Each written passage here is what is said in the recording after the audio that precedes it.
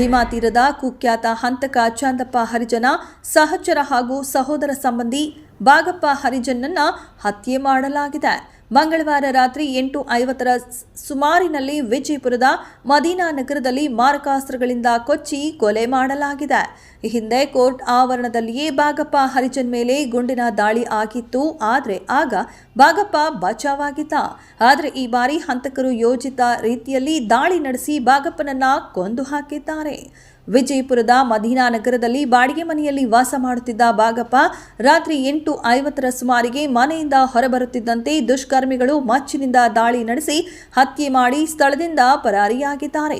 ಘಟನಾ ಸ್ಥಳಕ್ಕೆ ಎಸ್ಪಿ ಲಕ್ಷ್ಮಣ ನಿಂಬರಗಿ ಭೇಟಿ ನೀಡಿ ಪರಿಶೀಲನೆ ನಡೆಸಿದರು.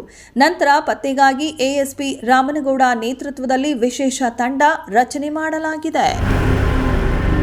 ಮದೀನಾ ನಗರದಲ್ಲಿ ಈ ಬಾಗಪ್ಪ ಹರಿಜನನ ಮನೆ ಇದೆ. ಸುಮಾರು 9:20ರಿಂದ 9:30 ಸಮಯದಲ್ಲಿ ಯಾರೋ 4-5 ಜನ ಒಂದು ಆಟೋದಲ್ಲಿ ಬಂದು ಬಾಗಪ್ಪ ಹರಿಜನನ ಮೇಲೆ ಅಟ್ಯಾಕ್ ಮಾಡಿದ್ದಾರೆ.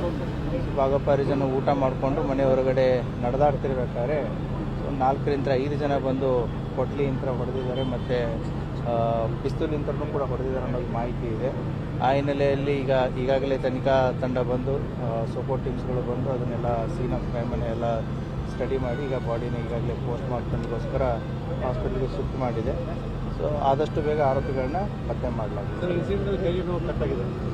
ಅದು ನೋಡಬೇಕು, ನೇಚರ್ ಆಫ್ ಇಂಜುರೀಸ್, ಬಾಡಿ ಮೇಲೆ ಇಂಜುರೀಸ್ ಇದೆ.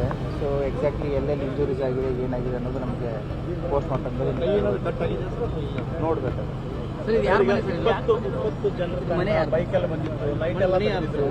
ಮತ್ತೆ ಗುಂಡಿನ ಶಬ್ದನೂ ಕೇಳಿದೆ ಅಂತ ಹೇಳ್ತಾ ಇದ್ದಾರೆ ಸ್ಥಳೀಯರು. ಅದು ಎಷ್ಟು ಜನ ಬಂದಿದ್ರು ಅನ್ನೋದು ಇನ್ನೂ ನಿಖರವಾದಂಥ ಮಾಹಿತಿ ಇಲ್ಲ. ಈಗ ಮನೆಯವರು ಹೇಳಿದ ಪ್ರಕಾರ 4ರಿಂದ 5 ಜನ ಅಂತ ಹೇಳಿದ್ದಾರೆ. ಗುಂಡಿನ ಶಬ್ದಕ್ಕೆ ಅದನ್ನು ಹೇಳಿದ್ದಾರೆ. ಸೊ ಅದನ್ನು ವರ್ಕೌಟ್ ಮಾಡ್ತಾರೆ. ಇನ್ನೂ ತನಿಖೆ ನಡೀತಾ ಇದೆ. ತನಿಖೆಯಲ್ಲೆಲ್ಲ ಗೊತ್ತಾಗುತ್ತೆ.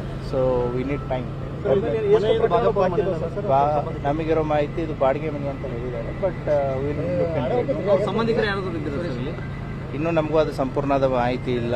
ಸೊ ಯಾರಿದ್ದಾರೆ ಯಾರಿಲ್ಲ ಅದನ್ನು ಕೂಡ ಚೆಕ್ ಮಾಡ್ತೀವಿ. ಸೊ ತನಿಖೆಯಲ್ಲಿ ಬಾಗಪ್ಪನ ಮೇಲೆ ಸುಮಾರು 10 ಕೇಸ್ ಇದೆ. ಇವನಲ್ಲಿ 6 ಮರ್ಡರ್ ಕೇಸಸ್ಗಳಲ್ಲಿ ಇವನು ಅಕ್ಯೂಸ್ಡ್ ಇದ್ದ. ಒಂದು ಅಟೆಂಪ್ಟ್ ಮರ್ಡರ್ ಕೇಸಲ್ಲಿ ಅಕ್ಯೂಸ್ಡ್ ಇದ್ದ. ಒಂದು ಆರ್ಮ್ಸ್ ಆ್ಯಕ್ಟಲ್ಲಿ ಅಕ್ಯೂಸ್ಡ್ ಇದ್ದ. ಸುಮಾರು 1999 ಒಂದು ಕ್ರಿಮಿನಲ್ ಹಿಸ್ಟ್ರಿ ಸ್ಟಾರ್ಟ್ ಆಗಿದೆ. ಕೊನೆಯದಾಗಿ 2017ರಲ್ಲಿ ಒಂದು 16 ಮತ್ತು 17ರಲ್ಲಿ 2 ಸೆಕ್ಯೂರಿಟಿ ಕೇಸಸ್ಸು ಮತ್ತು ಹೆದರ್ಸಿದ ಕೇಸುಗಳಿದೆ. ಸೊ ಆ ಹಿನ್ನೆಲೆಯಲ್ಲಿ ಇವನು ಕೂಡ ಕ್ರಿಮಿನಲ್ ಹಿನ್ನೆಲೆ ಹೊಂದಂಥ ವ್ಯಕ್ತಿನೇ ಆಗಿದ್ದಾನೆ. ಸೊ ನೋಡ್ತಾ ಇದ್ದೀವಿ, ಎಲ್ಲ ಆಯಾಮಗಳಲ್ಲಿ ತನಿಖೆ ನಡೀತಾ ಇದೆ. Thank you. ಅದನ್ನು ಅಪ್ಡೇಟ್ ತಗೋತೀವಿ. Thank you. ಎಂಟೈರ್ ಜಿಲ್ಲಾ ಟೀಮೇ ತಂಡವಾಗಿ ವರ್ಕ್ ಮಾಡ್ತಾ ಇದೆ. Will arrest the accused as early as possible. Thank you.